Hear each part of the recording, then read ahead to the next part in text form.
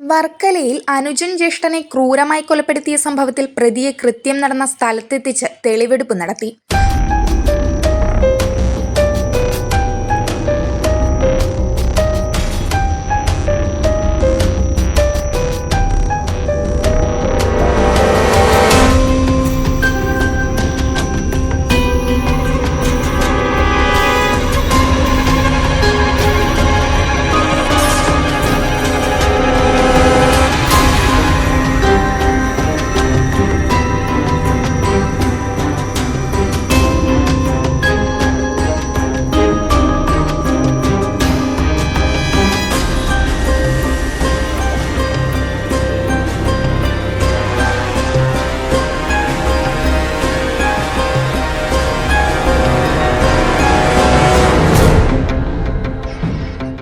വർക്കല കാറാത്തല സ്വദേശിയായ അജിത് വിലാസത്തിൽ 38 വയസ്സുള്ള അജിത്തിനെ കൊലപ്പെടുത്തിയ കേസിൽ സഹോദരൻ 36 വയസ്സുള്ള അജീഷിനെ വർക്കല പോലീസ് സംഭവസ്ഥലത്തു നിന്ന് തന്നെ അറസ്റ്റ് ചെയ്തു.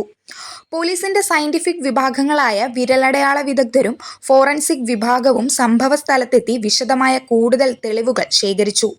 അറസ്റ്റ് ചെയ്ത പ്രതിയെ കഴിഞ്ഞ ദിവസം രാവിലെ 10 മണിയോടുകൂടി കൃത്യം നടന്ന വീട്ടിലെത്തിച്ച് കൂടുതൽ തെളിവെടുപ്പുകൾ നടത്തി. പ്രതി കൃത്യത്തിന് ഉപയോഗിച്ച ആയുധമായ തേപ്പുകരണ്ടി വീട്ടിലെ അടുക്കളയിൽ വിറകുകഷ്ണങ്ങൾക്കിടയിൽ നിന്നും പ്രതി പോലീസിന് എടുത്തു നൽകി. 2015 പ്രദേശവാസിയായ 26 വയസ്സുള്ള ദീപു എന്ന യുവാവിനെ അടിച്ചുകൊന്ന കേസിൽ പ്രതികളാണ് ഈ സഹോദരന്മാർ.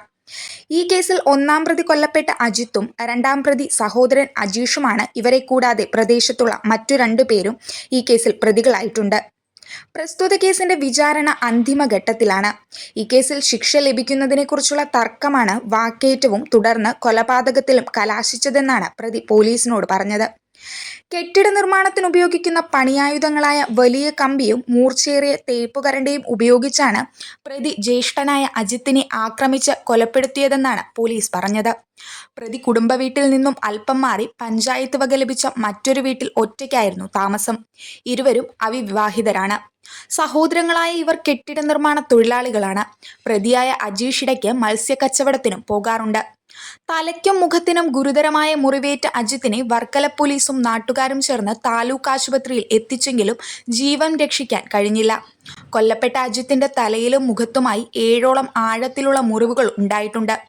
മുഖത്തിനേറ്റ ശക്തമായ പ്രഹരത്തിൽ മൂക്കിന്റെ പാലം പൊട്ടിയും തലയോട്ടി പൊട്ടിയും അമിതമായ രക്തസ്രാവം ഉണ്ടായതായാണ് മരണകാരണമെന്നാണ് പോസ്റ്റ്മോർട്ടത്തിലെ പ്രാഥമിക വിവരം.